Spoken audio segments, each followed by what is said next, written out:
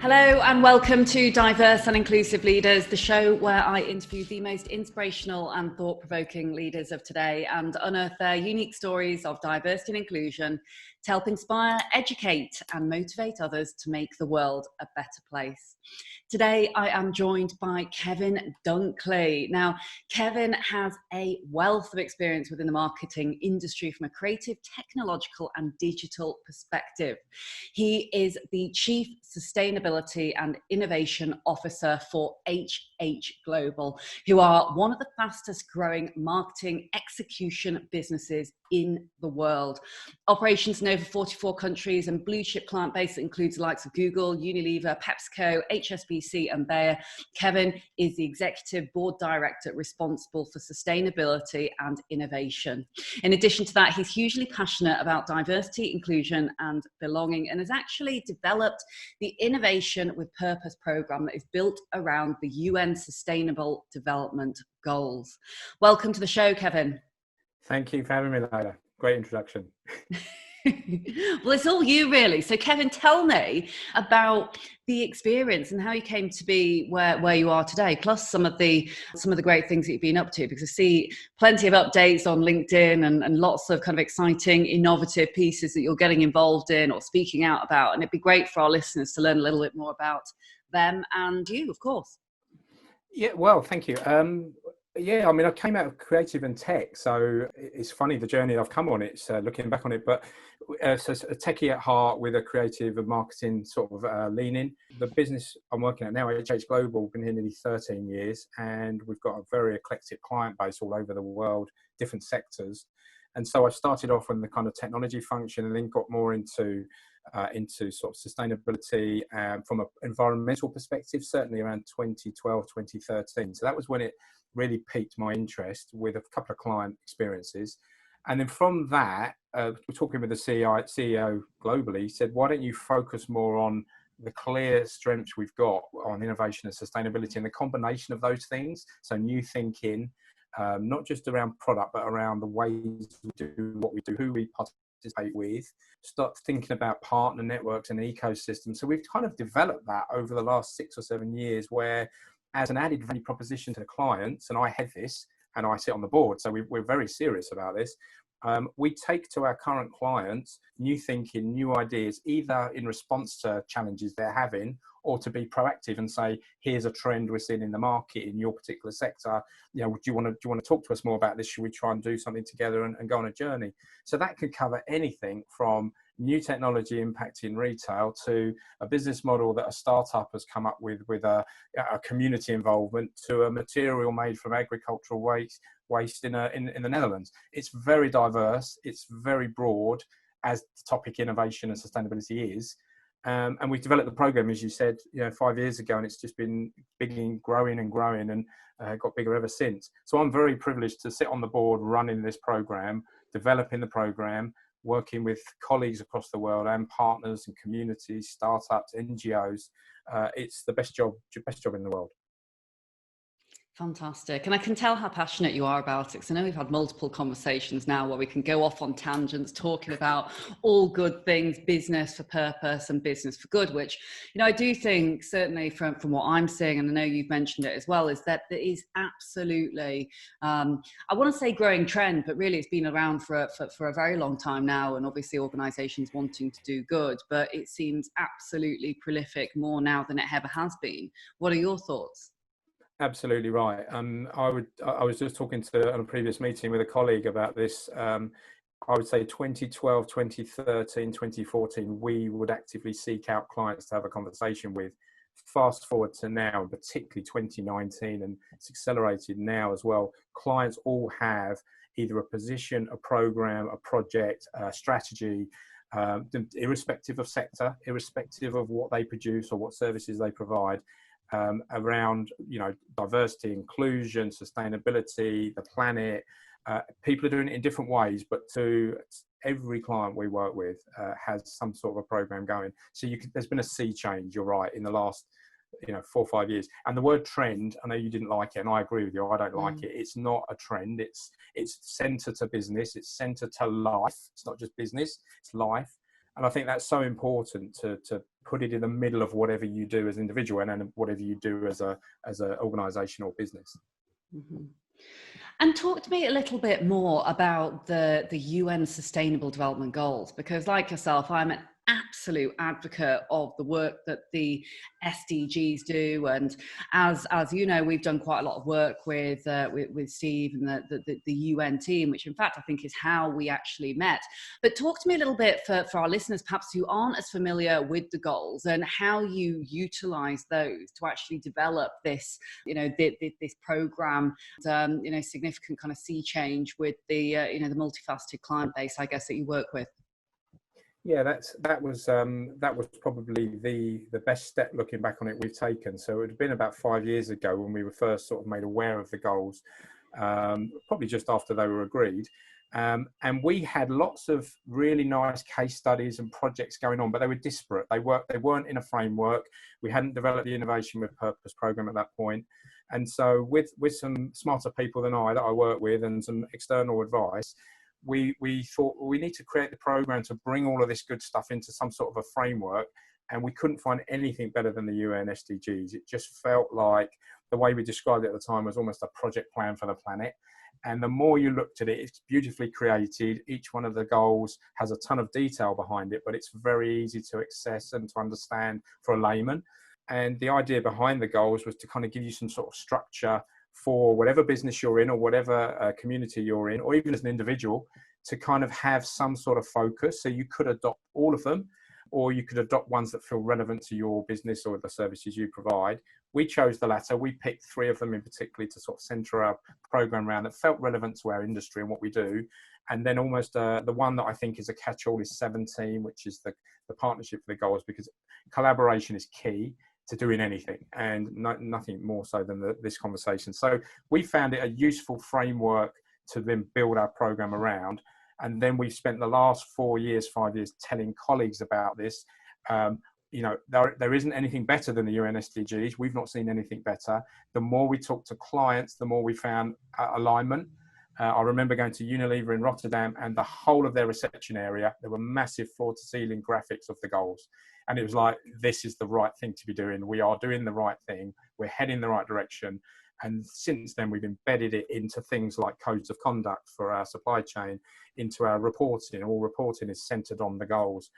Everything we do, it's become central to what we're doing as a business now, which I think was the intention when these were set up. So they're hugely useful, no matter whether you're a small business or a massive conglomerate. They're very useful. And I would encourage everybody to think and consider aligning in some way.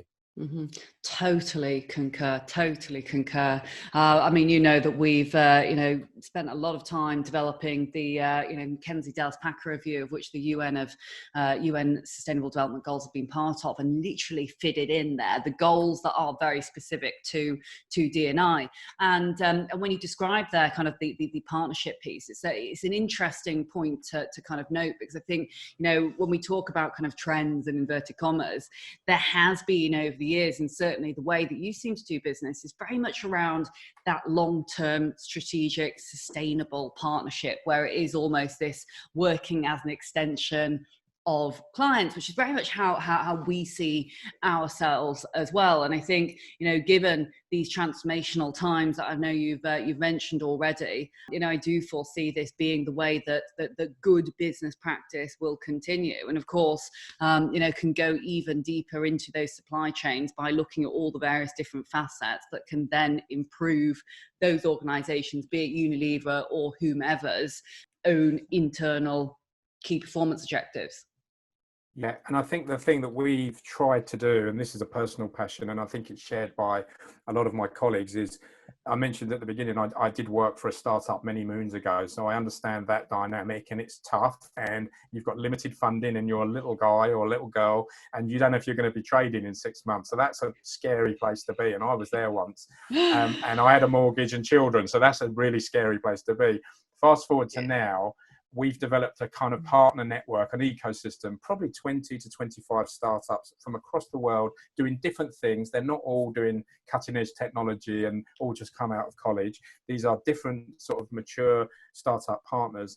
And there's something really rewarding if you can help a smaller business have a platform with some of these massive brands clearly there's a benefit for everyone if that works. So the smaller company could get a chance to showcase their products or services into a bigger platform.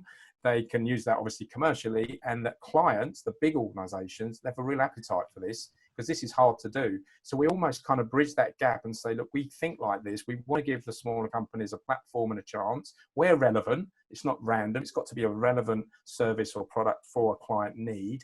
So we're trying to listen with one ear to what the clients are saying to us is a challenge to them, and trying to match that with what we're seeing in the market and what we've got in our ecosystem. And when you put them together and it works, it's beautiful, because the small company wins, HH Global's done a good thing, and the client has a solution to a problem. So that's what we're striving to do. It's easy to say and it's hard to do. It takes effort, but it's really rewarding when it comes off. So that's what me and my team spend a lot of time doing, developing, nurturing, and even advising. We get asked sometimes to advise on some of the smaller businesses on best practice, because we have exposure to some of these brands, and we're absolutely happy to do that as well. Mm-hmm. It is a beautiful ecosystem. You make it sound very, very simple, but I know the complexities involved in all of that must be astronomical. And I wonder what your thoughts are, because again, you know, like yourself, working with many different kind of global clients, we've seen that businesses, especially large businesses, are looking to the smaller guys and girls in order to look at, say, innovation and to develop diversity or, you know, sustainability. And again, I think that the lines between CSR, D&I and B all becoming ever more blurred as we start to kind of drive and develop forward, you know, with business. But how are they kind of impacting the supply chains, really? Because surely those smaller businesses that may be, you know, whether it be minority owned or whether it be, you know, businesses that have specific facets of, you know, inclusive, innovative skills, then ultimately able to actually develop and support larger organizations with meeting their objectives. I probably didn't describe that very well. You will do it more articulately than me, Kevin. I understand. Yeah, no, I mean, you're right as well. The big companies have, I think this happens as businesses scale. They lose they become clunkier, they become bigger, there's more red tape. It's just the way it works. And so there's been an appetite for a while for big corporates to either have their own kind of innovation function and bring in and even invest in some smaller businesses, more agile businesses. We don't do that. That's not part of our offering. We're trying to genuinely help solve a client problem, help a smaller company have a leg up and try and solve a problem. It's everybody wins, as I said. But what we're really seeing now, which I think is amazing, I might name a couple of the fantastic companies. There are businesses now, smaller businesses, that are springing up with exactly that thinking in mind. But I'll give you an example. There's a company called Good Loop, which is a wonderful lady called Amy Williams has spun up. She's come out of the advertising industry. The kind of premise being advertising isn't life or death. It isn't. But it's quite important to brands to move their products. So it is what it is. So she decided that she wanted to do advertising for good. This is digital advertising. Really impressed with what they do. So the way it manifests itself is if somebody sees an ad on a web page, for example, the brand will pay you in return for your 15 seconds of attention, and there'll be 2 or 3 good causes on the right-hand side of the ad. You select as a viewer which of those ads you want the brand to pay, and in return for that you'll watch their ad. So that kind of thinking is turning what can be quite an annoying thing, advertising popping up as you're trying to browse a web page, into a really good thing. And I think last week they just announced they've made £1 million of good cause donations off the back of this. So they haven't, the brand's advertising have. So that's a milestone for them. So they're a startup. We haven't figured out a way to work with them yet, but that doesn't become a barrier. If we see a company doing something cool, but it's not completely relevant to our business, we will still advocate, we will still be complimentary, we'll still promote them, because it might be somewhere else in our client's business in a piece of work that we don't do, that there's a fit. And that's still good. So those kind of things you're seeing more and more. I'll give you one more example. We did a series for Lloyds Banking Group, which was fantastic, which was called the Inspiring Speakers series. And we brought in speakers to talk about mental health, a new immersive technology, loving your job and getting more fulfillment from work. So credit to them. They had a program. They just needed some content. And we brought in 4 or 5 speakers, actually, most of whom donated their fee to a good cause and didn't ask for any money. And one of them was a lady, Scarlett Montenero, who works for an advertising agency, but then spun up a startup charity in her own spare time. And this was aimed at the homeless. And it was called Kraken Cider, the name coming from the premise that if I give you money, you might spend it on crack and cider. So rather than do that, we will raise funds to give you hats, coats, warm weather clothing that will be distributed by the Salvation Army or Crisis. So you've got these wonderful people popping up, and those are just examples in London, who are people who are making change for good out of their current skill sets and using technology and smart, different thinking to deliver change. So we love that. And people like Tony's Chocolonely, who some of your audience will know, who are using chocolate as a vehicle to improve and reduce, the chocolate industry and slave labour and child labour in Africa. We're attracted to those kind of companies, even if there's not an obvious fit with our clients. We don't sell chocolate, but actually we have actually found a promotion, and 120,000 bars of chocolate went into one of our clients. So strange things can happen when you think like this and you make connections. So there's a big change in certainly in our industry for businesses for good, which is really good to see. Excellent. And talk to me a little bit about the Black mentorship, because I noticed of late that you'd become a mentor to Black Business, or MBB, which I think is another exceptional initiative to really fast forward, trying to bridge the gap between the inequalities within not only for Black people in the workplace and wider society, but also for other ethnic minorities. Yeah, that came out of the George Floyd. That's a personal thing that I'm doing, and it came out of the whole George Floyd thing, which was truly horrific. And it was like, well, what can I do? Because it might be a personal thing now. It may be that we'll do something a bit bigger as I understand more about this in the business. But why don't I just put my hand up from a colleague who said I'm doing this. They're looking for 1,000 people to mentor a young Black business in the UK. It's a UK only initiative at the moment. And I thought, well, there's something I can actually do rather than sit there and say, this is terrible. We all think that, but what can I do?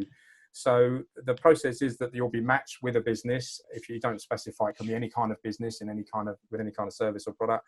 And you commit to mentoring the founder or the founders with advice. Mentoring's a two-way thing as well. So I'm aiming to help, and I'm hoping I'll learn, because I'm not Black, so how can I truly understand the challenges? And so this is a good way of having more insight and actually trying to help. And we have I personally have a very big network. If there's anything I can do to help a business, then I will. It's tough out there at the minute. It's always been tough. It's tough at the moment generally. If you're a Black business, you've got those extra barriers to overcome as well. And so, yeah, I've not started properly on it yet, Leila. I've been matched with a business. We've got to have the first mentoring session. So maybe next time we talk, I can tell you what the experience was like, but I can only see positive coming from it. But the point is you've done something, Kevin. And what I really love about when we have our various chats is the fact that you are so incredibly down to earth, straight down the line, humble in your approach, and will put your hands up and say, hey, I want to learn more about this. And I think, I know we touch on George Floyd here, which is obviously absolutely terrible. And obviously, many of the events that have happened close to home as well. But I think there has been a huge amount of kind of worry for business leaders thinking about, what can I do? Or I don't know enough about this. Therefore, because I don't, maybe I won't say anything. And, I think it's not about being all seeing, all doing, all knowing all the time, because none of us can be. At the end of the day, it's a learning journey. And I think absolutely every one of us can be an ally. And to your point on the fact that, look, unless we are Black, that we haven't and can't have that true lived experience. But look, it's the willingness to learn and having the heart in the right place, which really matters. And sorry, I just, not to go on too much here about this, but you see a lot of businesses kind of saying, hey, we'd love to get involved in kind of D&I or sustainability or whatever it might be, but just don't know whether we're good enough yet to be kind of talking about it. And it's, and I always try and reassure them as best as I can, because I know the heart is in the right place. But I also think it's so important that we have business leaders like yourself who are doing a fantastic job, absolutely fantastic job, but also very honest and very humble and willing to say, look, I don't know enough about this and I want to learn, because everyone's at a different phase of the journey. And it's not about being the best or kind of only talking out when we've got a whole load of stuff to show to people. It's about the willingness to want to learn. Yeah, and I mean, that's, I think as you get older, it's funny, I look at the dynamics of your life. You kind of can't wait to get out of school or university because you can't wait to get away from that. And then you work and realise the world of work is tough. And then you get to a certain point. With me, it was when my eldest one was looking at universities, and I found myself going into these places going, I've got a thirst for learning here. I'd like to sit in some of these lectures. And this was law, but I even found that interesting. So I think as I got older, and I think a lot of people say this, you get a thirst to learn more, and you realise, there's so much runway in your life, and there's so much you don't know. And that's what makes getting out of bed every day interesting, isn't it? Something new to learn, something where you can make an impact. And that's really what this is about. It's about trying to help. As I said at the beginning, I sit on the global board. So if I can learn, I can then help others learn, and we can push that in. But this was a personal initiative. We'll see where that goes. But we'll also look at what we can do from a business perspective as well, because, none of us are the complete finished article, and you don't ever get to be that anyway, do you? So it's about doing the best you can, and not just sitting there wringing your hands saying this is awful. You need to do something. You need to either learn or help or find out where you can make some sort of impact in however small a way. Then you've made a positive step. So I really believe that, and I want to help these guys as much as I can, particularly this particular the Mentor Black business, because it feels like such a good thing to do. It's about learning every day. Brilliant. Well, you have to let us know how you get on, and maybe at some point we do a future podcast with the business that you've been working closely with. And that would be great. Yeah, and I mean, on the note of kind of where you say, and I love how humble you are when you say, well, for me, it's also, it's very much about learning from them, and vice versa. Mentoring, or reverse mentoring, as we often call it, is, it's massively a two-way street. Some of the best case studies I have seen have been, literally graduates, young, bright, hungry graduates or youth coming into an organization with all these ideas, being paired up with, top chairman, C-suite individuals within the organization, completely different generations, but so much to learn and be inspired by from each other. And I think it also helps massively kind of break down any of those barriers, where once maybe 10, 20 more so years ago, where there were these white ivory towers of sitting in the corner, or the virtual corner desk as it would be now, there seems to be a lot more freedom of speech and openness and willingness to be able to pick up the phone, speak to seniors, and feels more of a level playing field, if that makes sense. So I try to be as accessible as I can within our business, because we're 44 countries, different time zones, different cultures, even languages. And so to be accessible is hard. You make more work for yourself. But I almost describe myself as a digital signpost sometimes, where if someone in the business who's new particularly doesn't know where to go to get some information, or who they should be talking about a particular topic, then probably, having been here for a long time, I'll probably know where to send them. And so that's quite good to get to know people, but also you get to see people at different levels and different, especially when you're new in a company as well. You need someone to kind of reassure you and help you. It's daunting, isn't it? So I do work at that, and that's also got a two-way street to it, in that I know a lot of people who I consider friends in lots of diverse countries, which is a privilege, isn't it? I don't have to go into one office every day in one country and deal with the same people. I get to talk to people in Argentina and South Africa and Japan. That's a privilege. So I try. That's one of the things about leadership, I think, is to try and be accessible. It's hard as you get to be a bigger business, but work hard at it. Absolutely. And where do you see the future heading when it comes to developing diversity and inclusion and belonging, of course, within HH? Because you seem to be a big driving force behind everything that is people, purpose, passion, you name it, all the P's, really. Well, I think I'm going to follow the same process we did with the kind of environmental sustainability. So we had pockets of great stuff going on, but I think we need to bring them into the program. So I see we're in the middle of an acquisition at the moment, which is public knowledge, and if that goes through, that business has some interesting initiatives that we may bring into the wider business around eclectic groups around different diverse topics and different diverse groups. And that seems to have spun out of North America, which seems to be better at that than the UK and Europe seem to be. That's just my observation. So I think there's some things we'll adopt there, but I want to put some structure around it and bring some diverse groups together. And I haven't really figured out how to do that yet, being honest with you. So I need to learn first, see what best practice looks like. Well, we won't spend too long thinking about it. I think you jump in then. There's nothing wrong with making the odd misstep. It's better to get going. Our industry, particularly in North America, has been focused more on the supply chain. So there are, in marketing procurement, there are diverse spend programs which are quite mature. These are sort of 7, 8, 10 years in existence, where big responsible brands, the one that brought us into this years ago was Johnson & Johnson, will mandate that of their $10 million of spend, for example, 5 million has to go to what they determine is a diverse company. So that could be, female owned, or, minority or veteran. And so there's a definition. And we've been doing that for a number of years with clients, but only in North America. It doesn't seem to have penetrated Europe. It doesn't seem to have got to Asia, which is really peculiar. So I wonder if that's going to happen in supply chain, but also within the business. Diversity is an absolute strength, and it's an enriching experience. And so we need to harness that for the benefit of our people. We need to be good listeners. We need to then harness that opportunity, that positivity, the richness of that for the benefit of our company and our clients, because their customers are diverse, and our supply chain, because they're diverse. So it's kind of trying to square the whole thing together. And so we're kind of at the beginning of that journey, if I'm honest. And but we're fast learners, and as you said earlier, our heart is in the right place.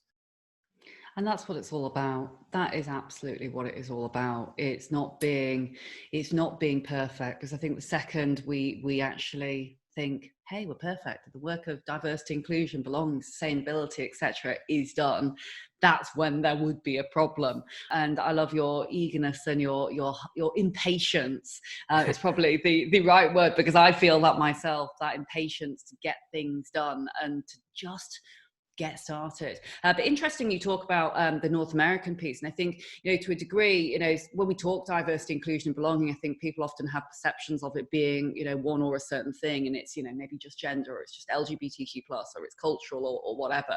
Actually, it's all encompassing these visible and invisible diversities, and more and more so, especially with global organizations, we're seeing there's different diversities in different pockets of places, and actually it's often, as you say, how can you use some of the innovation in whether it be North America.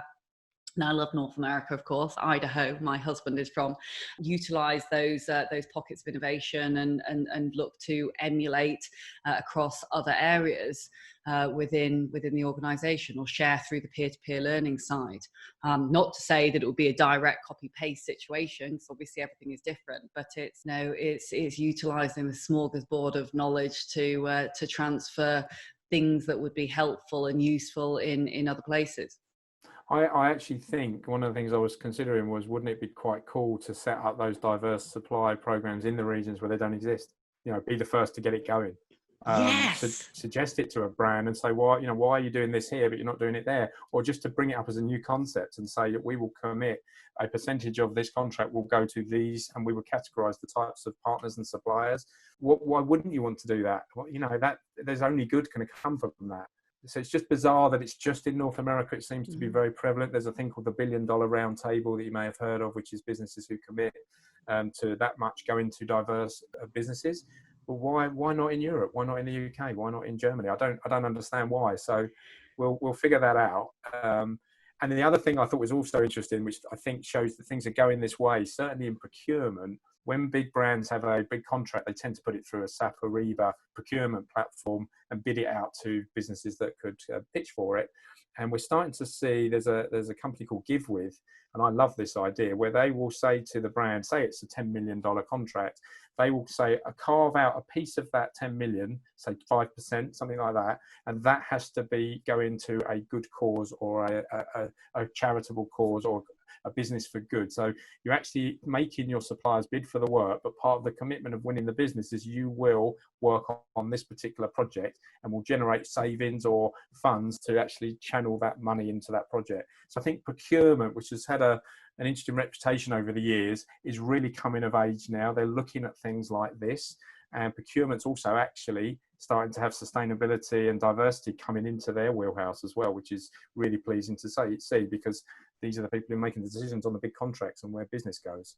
I love this. I could talk about this all day, I definitely think. And hopefully this podcast will serve as a platform to float the idea of bringing more of this to Europe. And, I must ask, and excuse me for being so layman in my terminology, but for those of us, 'cause I'm keen for everyone to hear about this, for those of us who don't know that much about the complexities of procurement, basically this is large organizations making large purchases, and in the scenario that we're talking about here is if they're going to be spending this money on large contracts anyway, why would they not basically substitute those as managed, say, by yourself and HH for businesses that are A, doing good, B, sustainable, say, Absolutely. C, diverse and inclusive? Yeah, so historically it's been about working with a business like us because we have the global scale, we have a lot of spend under management, so we have leverage, and then you de-risk your contract. So you, as a big brand, you say, I'm just dealing with one partner, so simplification. They can onboard you onto all of their systems and say you manage all the complexity of the supply chain, the geographical spread, complicated work and projects. It's an classic outsourcing model, and that was really based around simplicity and cost saving back in the day. Now brands are much more conscious around, I need to be placing these big contracts. It's a big responsibility with responsible businesses.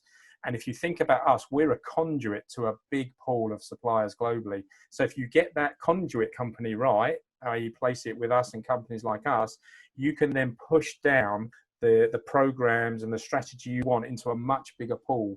So you affect one to impact many. So do that for good. Do that and say, not only from materials and substrates and things like that, but you do that with the type of companies the work's placed with. You could positively impact a lot of businesses as a big brand, rather than just coming at it from a mindset of, I need to save 20%. You can say, I'll save 20%, but I also want to impact positively based on these criteria.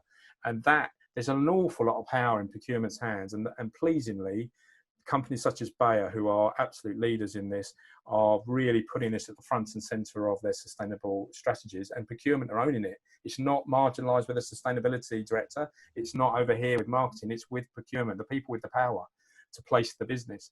So one shout out I would give is to Thomas Uderson, who's CPO of Bayer. He's formed, along with the CPO of Henkel, the Sustainable Procurement Pledge.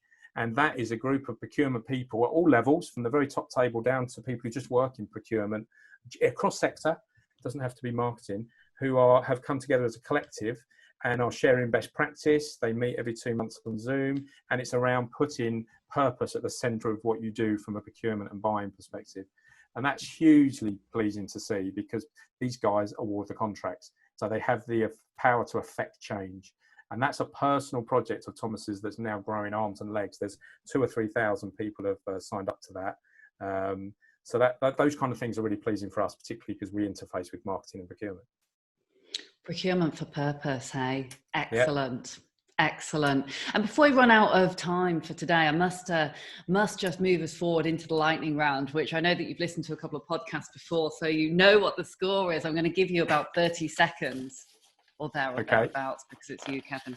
30 seconds to answer the next couple of questions before we summarise some of the key learning points for today.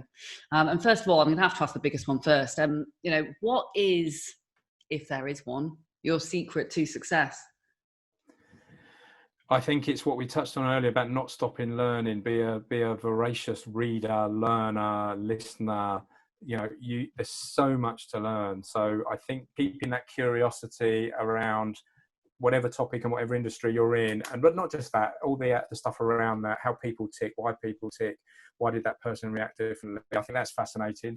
I'm a people person, so learning and just trying to be as authentic and helpful as you can to people, because what goes around comes around, and good things happen when you do good yourself. It just does. So that would be the key for me. And talking of authenticity, what is authentic leadership to you? Well, it might be controversial, this, but I think it's about being the same you wherever you are. So I've noticed in business, particularly, not just business, but you notice it in business, people have a different persona when they go through that office door or even come on that Zoom. And I personally don't subscribe to that. I think clearly you have to be professional when you're doing what you do for a living, but that doesn't mean that the rest of your personality has to disappear. It doesn't mean you can't smile. It doesn't mean you can't be authentic. It doesn't mean you can't help someone or tell a joke or just have a little bit of fun. So it's about being the same you, whether you're inside of work or outside of work, which I know some people may not subscribe to, but that's what I try and do. Well, I think it's less so subscribing to, but I think it's perhaps that it can be difficult to truly be you, and that's being down to having an environment in which you feel comfortable in, ultimately. But I absolutely agree with that. And I think, God, if we were all comfortable enough to truly be ourselves within the workplace, how much more of a productive place would work actually be? So there'd be, I'd like to think, a very big business benefit to that as well. Yeah, I agree with you 100%. Yeah, and if you're in a big corporate and in a bit top of a tower block somewhere in a big city, it's harder. Luckily I don't work for a business like that, and I'm seeing more businesses being more fluid and more open, and that's a positive thing. So it's happening. It needs to happen quicker, doesn't it? It does. Impatient for change. Yes. And how about who's inspired you the most throughout your career and or indeed your life? Lots of people. I mean, the obvious ones are, my mum and dad. Interesting. I think you're kind of I look back on it and go, my mum was an Irish immigrant, very loving, into the health service, as many Irish people did back in the 60s, and caring, gentle, humorous, very popular. And my dad was more, he was an orphan, but from London, so tough upbringing, left school at 15.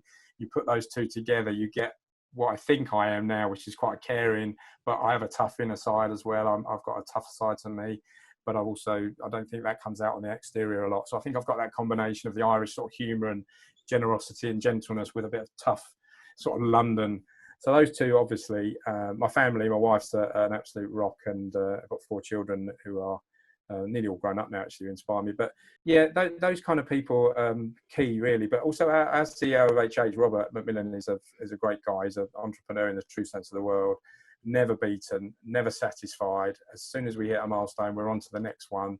And also creative thinker. I sometimes find myself going, well, why didn't I think of it like that? So I'll turn defeat into a victory. And you think, well, how do you learn to do that? When others go, okay, well, that's unfortunate. He won't take that. He will say, no, this is another way. How about we think about it like this? So to have that kind of thinking, he's inspired me to try and be like that. I don't know if I succeeded, but I'm trying. I'm sure they're very proud. What a great personal story to share. And it proves as well that, I know I'm going to mention a stereotype here, but when I used to do, a fair bit of work with procurement professionals, they're always quite, the stereotype was they're real tough cookies. And I think you have to be, kind of bashing your fists on tables and whatnot, and negotiating. But procurement really can have a heart and can have a human side. And so proof's in the pudding. Hey, Kevin. Yeah. And finally, I wonder, whilst we are kind of reflecting on the past here, which I think it's just really lovely. I think it's always nice to have those reflective moments. But if you could give any advice to your younger self in your early years, is there anything that you might say? Yeah, I'm still working at this, but don't worry too much about what people think of you. I mean, we're just so worried about, upsetting or not looking right or not saying the right thing, and it paralyzes you, especially when you're younger. And I think it's worse now because of everything's in the open, isn't it? Where we didn't have that when I was younger. So it's just to, make your decisions, lead your life, try and do the right thing, and don't worry about if it upsets a few people. You're always going to upset somebody somewhere along the line. Don't get paralyzed by it. So I would go back, give myself a stiff talking to, and say, don't worry about it and get on with doing stuff, rather than worrying about what people think.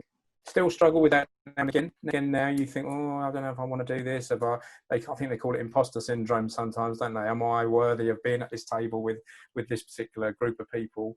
And then you always come out the other side going, actually, they're just people, and they're no smarter than me. They've just got a category expertise, but are they better people? No. We're all... So you have to kind of work at this. I'd love to be one of those people who just doesn't care. But then I guess there's a fine line between that and recklessness. You don't want to be that.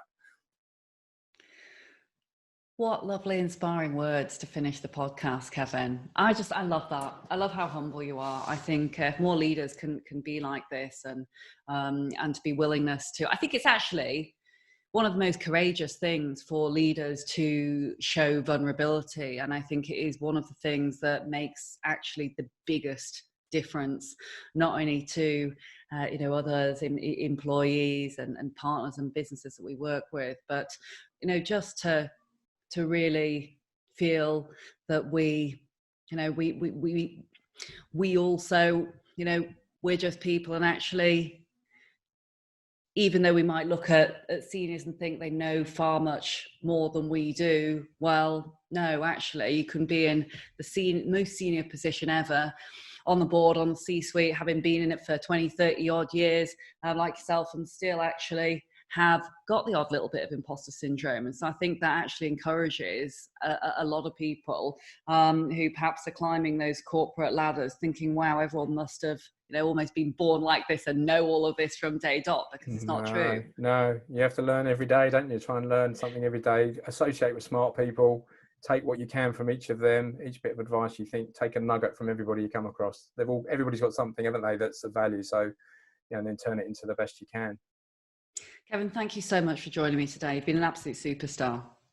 Thank you for having me. It's been good fun talking. It has been real fun, and I know that we will do it again. As always, I'll keep my summary short, because I think there's just so many great things that we covered in particular at the end. But we will put all of the key learning points from this episode into the show notes for the end of today's show. So don't worry if you did miss anything at all from the podcast with Kevin today. Very quickly, I would say the key pieces that stood out for me were absolutely being human, doing your best to be yourself. Life is an ever-long learning journey, and each of us, however small or however big, which is a lot in Kevin's case, is impacting many different things, we can all make a significant difference, and we can all change the world of business and wider society for the better. Particularly loved the innovation pieces around procurement. So if you are a large organization or indeed a small organization, I would encourage you to get in touch with Kevin, because I think he is is a bit of a fountain of knowledge, all seeing, all knowing, and will always come up with an innovative idea for something, but some great actionable points I think people can take away, because whether you are small, actually opportunities to work with larger businesses with your innovative differences and to be kind of hungry, driven, capable, is not out of the realms of reach to be able to work with large organizations, especially when you are passionate about doing things for good. But likewise, as a large organization, so many great things that you can do to really impact the supply chain, to really look at organizations that ultimately will help you achieve your wider objectives at the same time, and also do business for good. So thank you again very much, Kevin, for joining us today. You can catch up online, of course, and download the podcast on all of your favourite podcast apps, whether it be Apple or Spotify. You can visit us at www.dialglobal.org/podcast. And as always, we'll look forward to seeing you again next week. My name is Leila Mackenzie-Dallas, and you've been listening to the Diverse and Inclusive Leaders podcast today with Kevin Dunckley from HH Global. Thank you so much for watching the Diverse and Inclusive Leaders podcast. Please do feel free to hit the like button below, or if you'd like to receive future notifications, do ping the notification bell here at the side. If you're interested in the audio version only, you can find it on the following streaming platforms. Any extra info and descriptions will be in the links below. Look forward to seeing you soon.